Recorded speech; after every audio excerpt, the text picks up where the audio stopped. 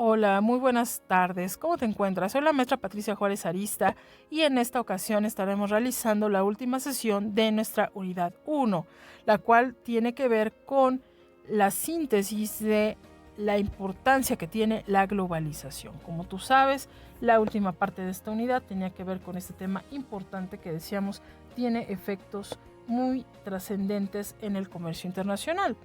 Por otro lado, bueno, también me gustaría un poco ir haciendo o ir atando estas formas en las cuales estuvimos abordando los conceptos principales, al menos durante la primera unidad correspondientes, ¿no? Por ejemplo, las teorías del comercio internacional y otros términos que aparecieron de manera muy importante. Bueno, cuando decíamos que por qué la globalización es importante, es porque también estábamos tomando en cuenta aspectos teóricos como la ley de la ventaja comparativa, tú lo recordarás, de David Ricardo, y pues básicamente esta idea de que al final los ciudadanos de un país pueden ganar más, ¿no?, de su tiempo y recursos en hacer cosas sobre las que tienen una ventaja relativa con respecto al otro país. Y decíamos, habíamos citado muchos ejemplos como producir automóviles o producir computadoras, que es más benéfico para ese país. Bueno, depende de su dotación de factores, ¿no? Pero al final está detrás esta idea, la idea de la ventaja comparativa. Y bueno, todo esto tiene un sentido, ¿no?, en el comercio internacional y también de manera local. Entonces, aquí el tema es cómo se pueden utilizar los recursos disponibles para obtener cada producto al costo más bajo posible. Y es que las economías cada vez pues están buscando cómo reducir los costos, porque en la medida en la cual reduzcas el costo, más ventaja vas a tener sobre los demás. Entonces, muchas veces existen alianzas que se dan, ¿no?, socios comerciales, para producir cosas, y esto también hace que se logre una mayor producción conjunta.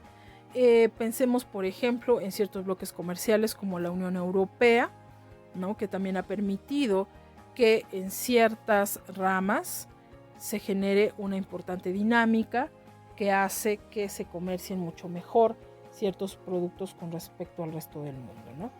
Y bueno, eso sin duda pues es una importante ventaja.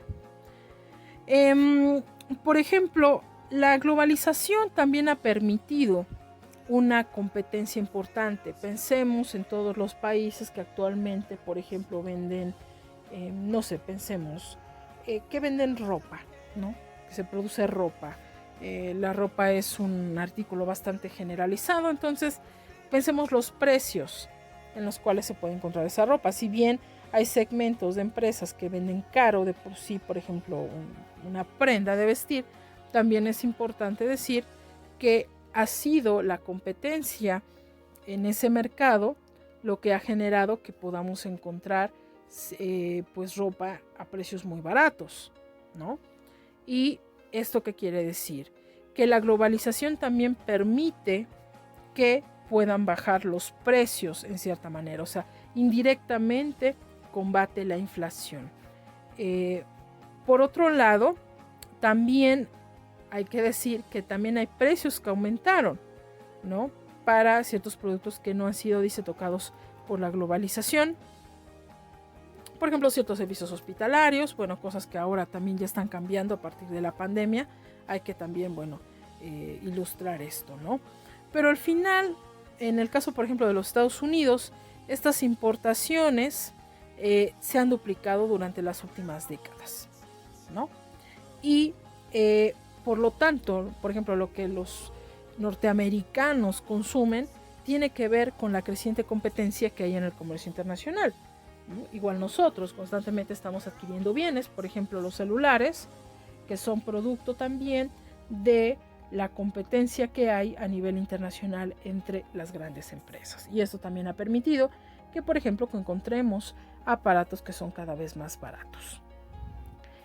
Este es un cuadro que resume bastante bien el promedio, dice, de relación con la inflación de los precios del producto, ¿no? con respecto al crecimiento y la apertura comercial. Entonces podemos ver que ciertos bienes, por ejemplo, manufactura, bueno, lo voy a ir subrayando aquí, ¿no? Los textiles, alimentos, químicos, vehículos, maquinaria, servicios comerciales, vean ustedes qué pasa con los precios, ¿no? Tienden a tener una tasa de inflación mucho menor a medida que se incrementa la apertura comercial. Aquí estamos hablando, por ejemplo, de Estados Unidos. Y esto es importante, ¿no? Porque viene a conjeturar esta idea de que la globalización, en cierta forma, disminuye la inflación a partir de generar un ambiente de competencia sano. Ojo, tampoco quiere decir que siempre sea sano. Decíamos, no podemos decir que las cosas son negras o blancas. Hay tonos también de gris y aquí entran también el contexto de economías en desarrollo. Actualmente pues han encontrado que las tasas de crecimiento económico están relacionadas también con el comercio internacional, están relacionados también con la educación, la infraestructura en comunicaciones y también pues si los países abren sus economías al comercio internacional, tienden a beneficiarse de nuevas tecnologías y otras fuentes de crecimiento económico. Entonces, esto nos da una idea de la importancia que tiene el comercio internacional. Decíamos, no nada más es podríamos decir, no solo es un apéndice el comercio internacional de todo el sistema económico, sino por el contrario, va de la mano con respecto a indicadores también de crecimiento económico. Al respecto, te comento que estaré realizando también otro video un poco para señalar los principales indicadores que se utilizan para medir el comercio internacional. Pero bueno, esto lo estaré subiendo, o probablemente cuando estés viendo este video ya esté en el contenido de la unidad 1. Pero me interesaba primero que identificaras estos importantes factores. Podremos resumir las ventajas y desventajas de la globalización en este cuadro, ¿no? Podríamos decir que tenemos como ventaja, primero, la productividad se incrementa con más rapidez, ¿no? Porque decíamos que, los países que fabrican estos productos, ¿no?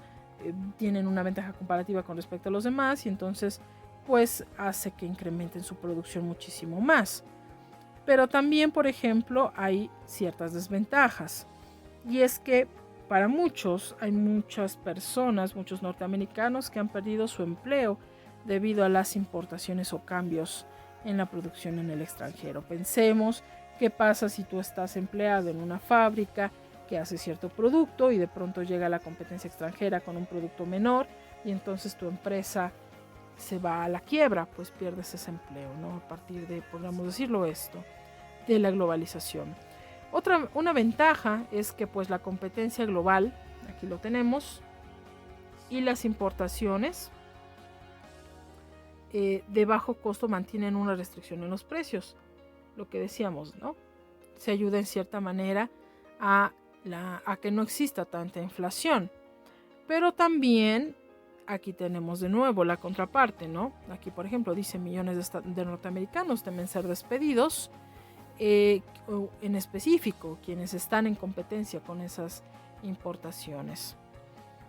Siguiente, la economía abierta promueve el desarrollo tecnológico y la innovación, ¿no? Pero también esto, en contraparte, podríamos decir que enfrenta demandas de concesiones de salarios, ¿no? Porque dice que con frecuencia amenazan con exportar los puestos de trabajo si no se aceptan las concesiones laborales.